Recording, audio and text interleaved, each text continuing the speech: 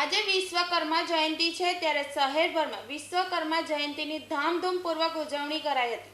જ્યારે પાલ ખાતે આવેલ અટલ આશ્રમમાં પાદેશ્વર મહાદેવ વિશ્વકર્મા મંદિરમાં મહંત શ્રી બટુકગીરી બાપુના સાનિધ્યમાં વિશ્વકર્મા જયંતિ મનાવાઈ હતી, જેમાં શોભાયાત્રા રાખવામાં આવી હતી। આ સાથે ભંડારાનું આયોજન કરવામાં આવ્યું હતું અને સાથે જ ભજનનું પણ આયોજન કરવામાં આવ્યું હતું। સાથે ભગવાન વિશ્વકર્માની પ્રતિમાને કેસર સ્નાનથી આ કાર્યક્રમ પૂર્ણ કરવામાં આવ્યો હતો, જેમાં મોટી સંખ્યામાં ભાવિક ભક્તો હાજર રહ્યા હતા। સુંદર અટલ આશ્રમ પારદેશ્વર મહાદેવ વિશ્વકર્મા મંદિર।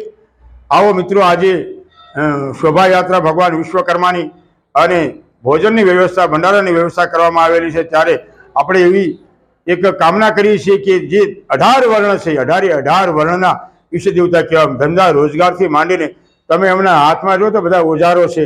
એટલે કહેવાનો મારો એક જ સૂર છે, જ્યારે દેવતાઓને પણ જ્યારે કોઈ બનાવવાનું કાર્ય હોય, કૈલાસથી લઈને લંકાથી લઈને વગેરે, અને દ્વારિકા ભગવાન કૃષ્ણની પણ એ દ્વારિકા બનાવવા માટે પણ વિશ્વકર્મા ઋષિની જરૂર પડેલી। એ વિશ્વકર્મા ઋષિ આપણા બધાના ઈષ્ટદેવ છે। દરેક નાના મોટા ધંધા કરતા હોય તેને આ વિશ્વકર્માની પૂજા અર્ચના કરવી જોઈએ।